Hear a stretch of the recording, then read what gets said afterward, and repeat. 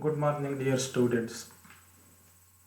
In this session, let us learn the poem Civilian and Soldier, written by Wole Soyinka, a Nigerian poet.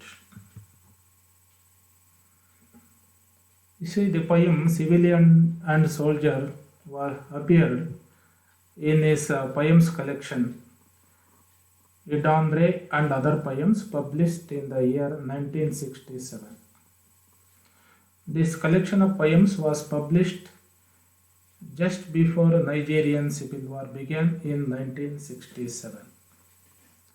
The poem was written as a response to the rising violence in his native Nigeria in the late 1966, a situation that soon led to a 3-year long civil war. This poem was written just before the beginning of civil war in Nigeria. So he was held a political prisoner for 22 months from 1967 for his appeal for ceasefire. As we came to know in his biographical study, Wole Soyinka is an anti-war poet.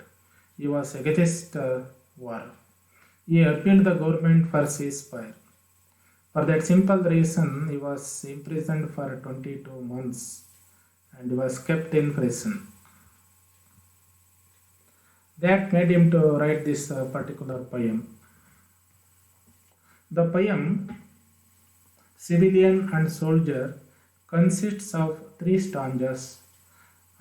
First stanza consisting of just 6 lines, second stanza consisting of 11 lines, and the third stanza consisting of 9 lines. So there are only 3 stanzas.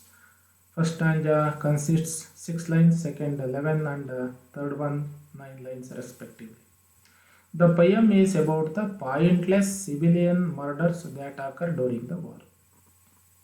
The central theme of this poem is a pointless civilian murders. Whenever wars or civil wars waged, the innocent civilians are murdered.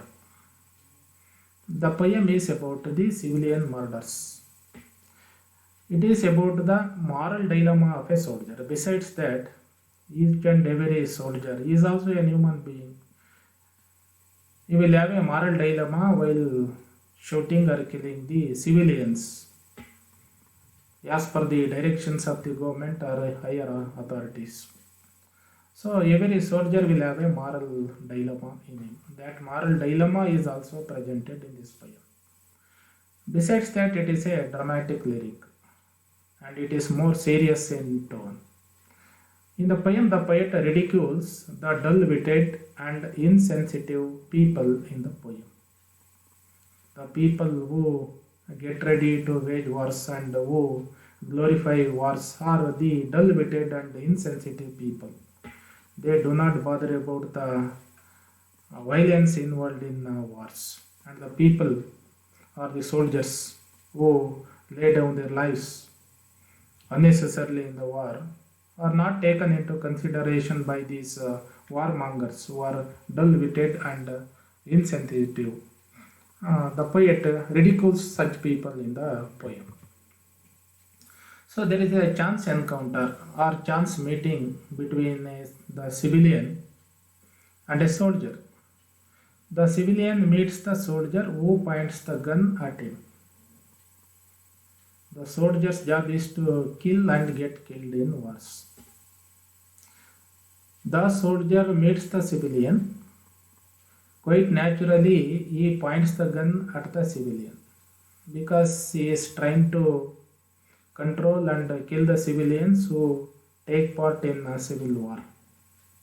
It is his responsibility to see that law and order is restored in the land.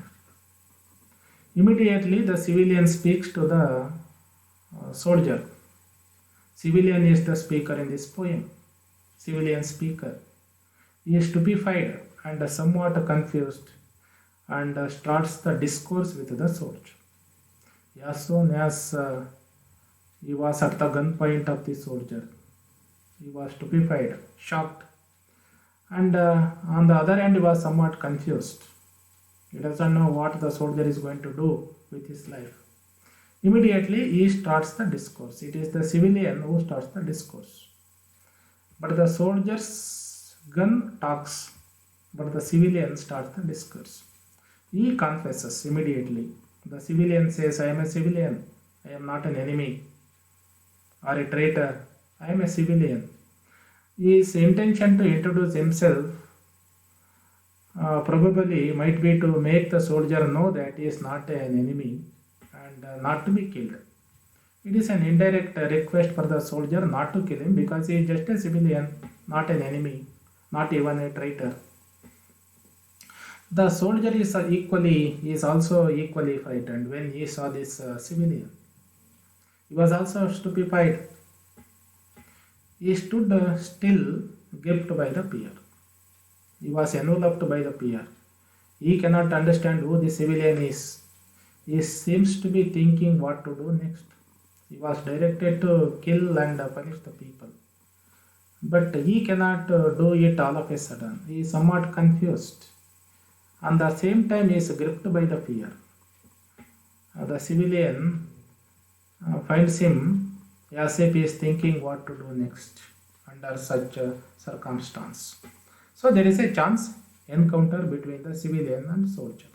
Accidentally, they meet at a particular place in the city. Next, the civilian talks about the inner consciousness of the soldier. What might be going on in the mind of the soldier? The civilian recalls the lesson the soldier learnt at the military training camp or center. Every soldier is taught at the military training center. The civilian recalls the training that the soldier received at the training center. The soldiers are generally cautioned by the higher authorities or at the training center to burn down the earth behind them. Whenever they go on waging war, their first job is to burn down the earth behind them. They should not leave anything behind alive, because when they go forward, they attack from the back. That is why whenever the soldiers march forward, they are advised to not to leave anything behind. They have to burn it down. They have to erase everything that comes their way. That is the training that every soldier gets. That is remembered by the civilian. And the soldiers are warned not to leave a dubious neutral. Dubious is a questionable person, doubtful person behind, to his rear, as he may turn out to be very, very dangerous in later. We should not take things for granted. No person, no questionable person or doubtful person should be left behind while they wage a war. They have to erase everything that comes on their way and go forward. This is the training given to the soldiers at the training center. That is why civilian recalls this training.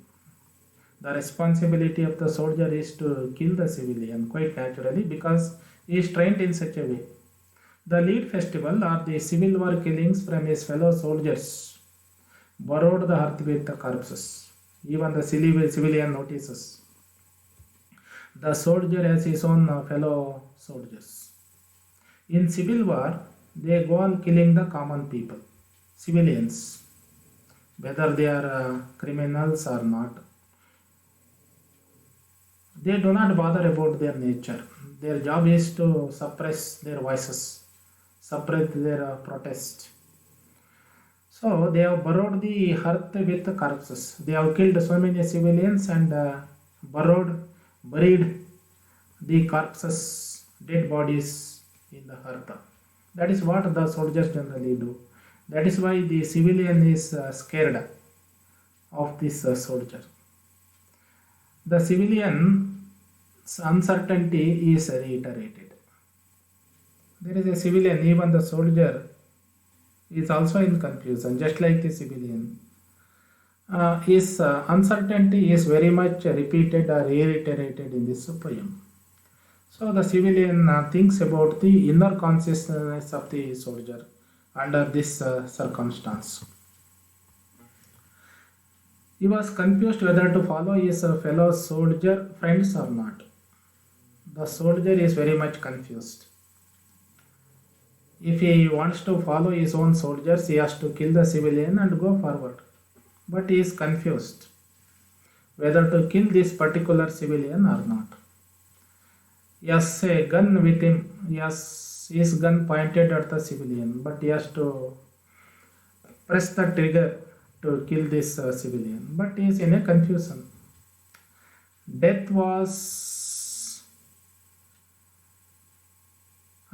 twitched the civilian gently in the eye. Death was very, very close to the civilian. It was very close to his eyes.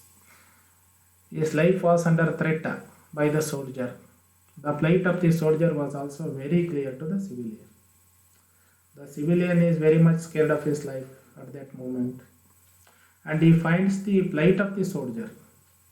Confusion of the soldier was very clear to the civilian when he saw the dilemma that was going on in the mind of the soldiers. There was probably a civilian in him. The civilian thought, even though he is a soldier, even though the soldier has a gun in his hand pointed at the civilian, there is a civilian inside the soldier. So he cannot kill him all of a sudden. He is in a dilemma, means to say that there is a civilian. That a civilian makes him think before killing this civilian or a soldier. Civilian. The soldier was very much undecided about what line of action he has to take in military come dramatic confrontation. Two things are there before the soldier. As a military servant, he has to kill the civilian. On the other hand, there is a civilian in him. That civilian reminds him not to kill. So it is a dramatic confrontation for the soldier. That makes him undecided. He cannot take any firm decision whether to kill the civilian or leave him. The dilemma confronted the soldier. Next, the civilian narrator imagines a situation in changed positions. The civilian evaluates the relationship between the two. The two are the civilian on the one hand and the soldier on the another hand. In changed positions, if their positions are changed, if the civilian becomes the soldier and the soldier a civilian, down the line someday, that cannot be done immediately on the spot. Someday, if the civilian becomes the soldier and the soldier becomes the civilian, what would be the situation? What would be the result? He evaluates the relationship between these two. The civilian finds an answer. The civilian finds the soldier's apparition in a trench. Somewhere in the future days or down the line, the civilian finds this soldier's apparition, not the soldier, but his apparition, his ghost in a trench. He is dumped in a trench. Then the soldier, without hesitation, the soldier signals to the civilian, I am a soldier. Without hesitation, the soldier signals, I am a soldier. The civilian shoots him clean and fair, but provides him meat, bread and wine. At that particular point, a civilian turned soldier shoots that civilian. The soldiers turned civilian, and he treats him fair. He provides him meat, he provides him bread and wine, he provides all the comforts instead of killing him. After this, these two bunch of breasts from either harem. Most probably these two pour out their breasts to each other. They share their own experiences, their previous encounter. They exchange their views on so many things and about their previous encounter that they had long back. At last, the civilian asks the soldier, do you, friend, he calls him friend, not as an enemy. Do you, friend, even now. Know what it is all about? He questions the soldier who pointed a gun at him long back. Do you, friend? He calls him as his friend. Even now, at least now, are you able to realize the harm that war brings to the society? Now, what it is all about? The civilian meant war was futile. His intention was to educate the soldier that war is futile, waste, meaningless. And it is a meaningless act of killing innocents in civil war or in regular war. So the civilian talks about how the soldier is afraid to shoot the civilian and makes fun of him. In this encounter, in the second encounter, the civilian talks to the soldier who is afraid to shoot the civilian and makes fun of him. You see, killing is not that easy. You have a civilian in you. He makes fun of the soldier. So this is a dramatic lyric where these two meet accidentally. One is the soldier, another one is the civilian. And their encounter in a changed situation is also presented in the poem. The events and the developments of poem's action quickly challenge our visible imagination. You see, in the first part, we see the encounter between the real soldier and the real civilian. In the second part, we find the change in the situation. We find the apparitions. They are not the real human beings, they are the dead ghosts. So there is a quick change in action. It challenges our imagination, visual imagination. It is very difficult to believe that the second event is taking place in our imagination, not a real one. First one is the real situation. Second one happens in our imagination. So there is an interaction between action and inaction in the play. There is an interaction between action and inaction. The soldier is supposed to kill the civilian, but he cannot kill him all of a sudden. So there is an action and inaction. Life and death. There is a fight between life and death. They are a danger. Death is at their neck. It is there in front of their eyes.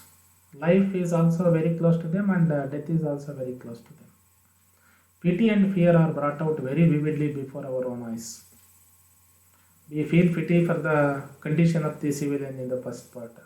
In the second part also, we feel pity for the apparition of the soldier who is afraid of the civilian. So there is pity and fear are brought out vividly before our eyes. So it is very, very dramatic. So there is a dramatic change in the mood, even in tone and setting, as suggested in the last stanza. The setting in the first stanza is different from the setting in the last stanza. The mood in the first stanza is different from the mood of the last stanza. The tone is also different in two different situations. So in the last stanza, I am a soldier. In the last stanza recalls the refrain, I am a civilian in the first stanza. In the very first stanza, the civilian introduces himself to the soldier when he pointed a gun at him.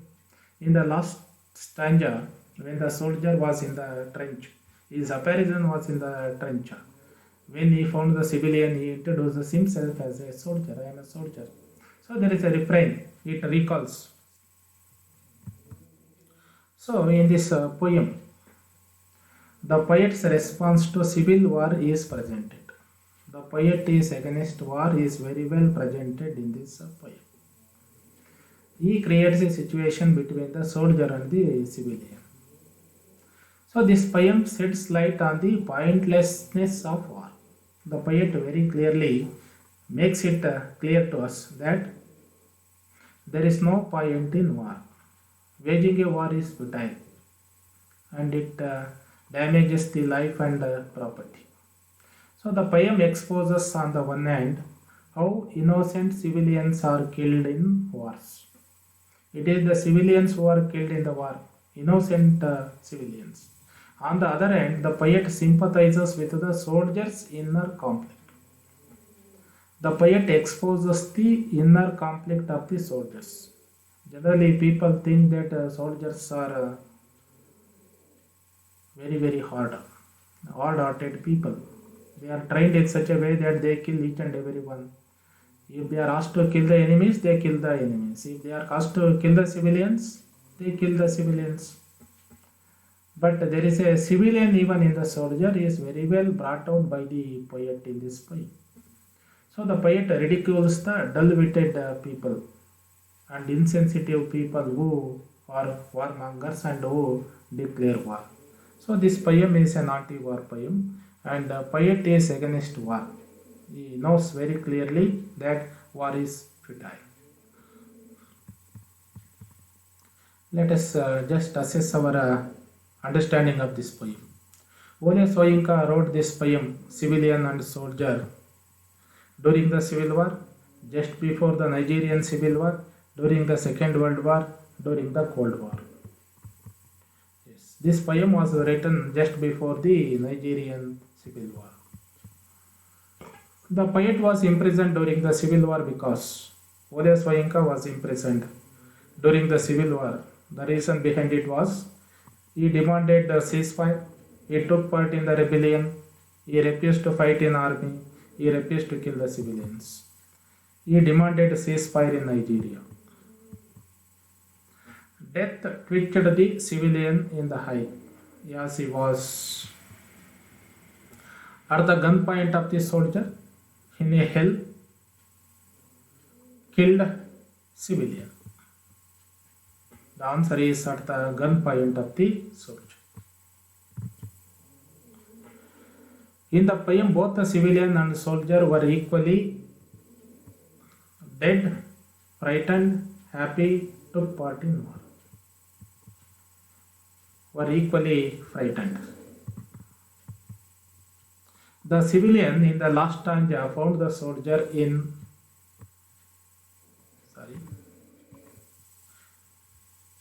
The civilian in the last stanza found the soldier in water, in hell, a trench, the battlefield.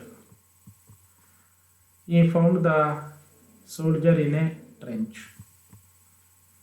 These are the sites that I consulted for preparing this presentation. Thank you for listening.